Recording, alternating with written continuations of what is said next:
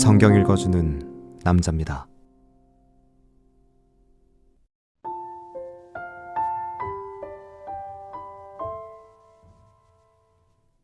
또 이튿날 요한이 자기 제자 중 두 사람과 함께 섰다가 예수의 다니심을 보고 말하되, 보라, 하나님의 어린 양이로다.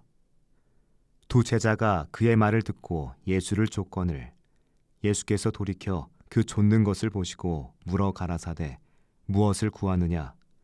가로되, 랍비여, 어디 계시오니까 하니, 예수께서 가라사대, 와 보라. 그러므로 저희가 가서 계신 데를 보고 그날 함께 거하니 때가 제10시쯤 되었더라. 요한의 말을 듣고 예수를 쫓는 두 사람 중에 하나는 시몬 베드로의 형제 안드레라.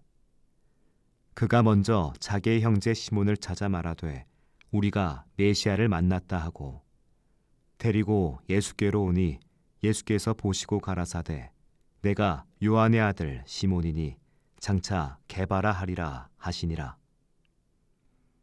이튿날 예수께서 갈릴리로 나가려 하시다가 빌립을 만나 이르시되, 나를 좇으라 하시니, 빌립은 안드레와 베드로와 한 동네 벳세다 사람이라.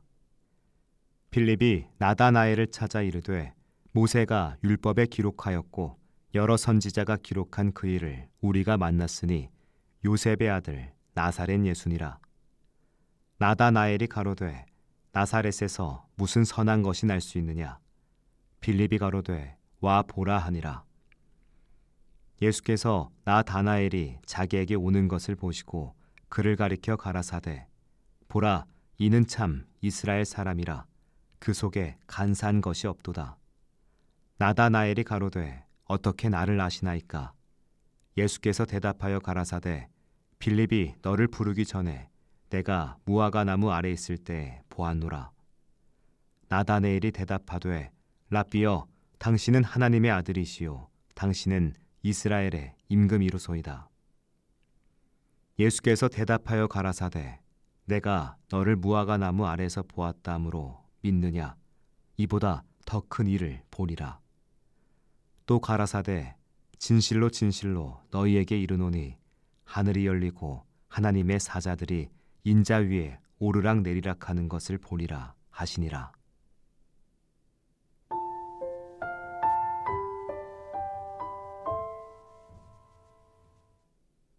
신앙생활은 자주 상승의 이미지로 그려집니다.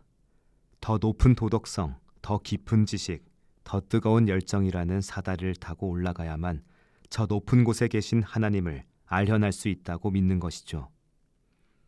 그래서 신앙심이 투철한 사람의 눈은 늘 위를 보고 있습니다. 하나님을 보고 싶다는 갈망은 종종 내가 노력해서 주님의 존재를 확인하고 복을 쟁취하겠다라는 투쟁으로 변질되기도 하죠. 그러나 요한복음은 이런 시도를 무색하게 만듭니다. 본문에서 계속 반복되는 단어가 있습니다. 보다라는 말이죠. 침례자 요한이 예수님을 눈여겨보았고 예수님은 요한의 두 제자가 따라오는 걸 보셨으며 그들에게 와서 보아라 라고 초청하십니다. 빌립 역시 나다나엘에게 와서 보시오 라고 말합니다. 여기까지만 보면 신앙은 인간이 부지런히 움직여서 신의 존재를 확인하는 과정처럼 보이죠. 나다나엘이 나사렛이라는 출신 성분을 따지며 예수님을 회의적으로 바라보았던 것처럼 우리 또한 각자의 기준과 안경을 쓰고 신을 관찰하려 듭니다. 증거를 요구하고 기적을 보여달라고 떼를 쓰며 내 삶의 문제가 해결되는 걸 보아야만 믿겠다고 버팁니다. 하지만 봄의 주도권이 완전히 뒤집히는 순간이 찾아오죠. 나다나엘이 예수님을 제대로 파악하기도 전에 예수님은 이미 그를 파악하고 계셨습니다. 빌립이 너를 부르기 전에 내가 무화과 나무 아래에 있는 것을 내가 보았다. 이 한마디에 나다나엘의 모든 방어 기제는 무너져 내립니다. 그가 무화과 나무 아래에서 무얼 하고 있었는지는 중요하지 않습니다. 중요한 건 그가 아무도 보지 않는다고 생각했던 그 고독의 시간, 홀로 진리를 고민하거나 혹은 삶의 비루함에 한숨 짓던 그 은밀한 순간에 주님의 시선이 이미 그와 함께하고 있었다는 사실입니다. 주님을 보는 건 영적인 시력을 훈련해서 획득한 특별한 능력의 결과물이 아닙니다. 주님이 우리 눈높이까지 내려오셔서 당신을 보여주셨기에 가능한 기적이죠. 우리는 신을 보기 위해 하늘로 치솟은 바벨탑을 쌓거나 고행의 사다리를 오를 필요가 없습니다. 예수님은 하늘이 열리고 하나님의 천사들이 인자 위에 오르락 내리락 하는 것을 보게 될 거라고 말씀하시죠. 야곱이 꿈꾸었던 사다리의 환상을 빌어 말씀하신 겁니다. 예수 그리스도께서 사다리가 되셨습니다. 하늘과 땅을 잇는 사다리가 땅에 세워졌습니다. 하나님이 인간의 자리로 나사렛이라는 비천한 땅으로 그리고 나의 무화과 나무 그늘 아래로 내려오신 겁니다. 우리는 어떻게 주님을 볼 수 있는가? 라는 질문에 대한 답은 명확합니다. 이미 내 삶의 가장 낮은 자리에 와 계신 주님을 인정하는 겁니다. 신앙은 내가 신을 포착하는 것이 아니라 내가 신에게 포착되었음을 깨닫는 것이죠. 나다나엘이 선생님은 하나님의 아들이시오 이스라엘의 왕이십니다 라고 고백할 수 있었던 건 그가 예수님의 신성을 논리적으로 분석했기 때문이 아닙니다.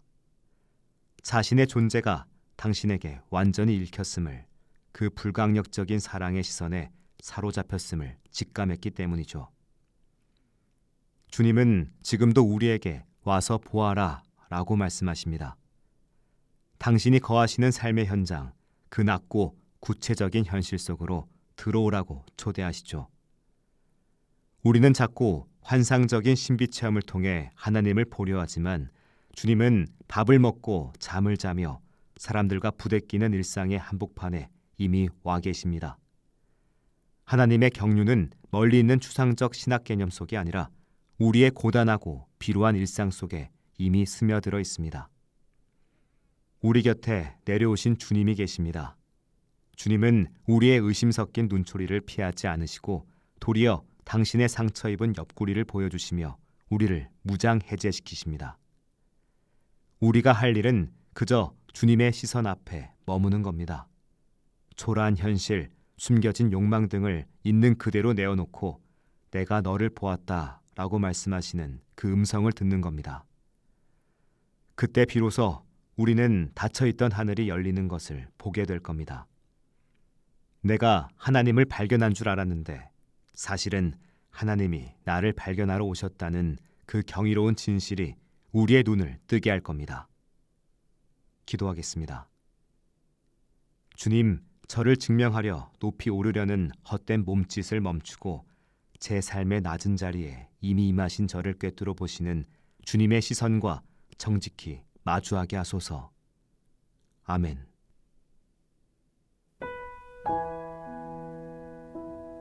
지금까지 묵상에 함께하는 교회 홍정한 목사, 내레이션 성경 읽어주는 남자였습니다.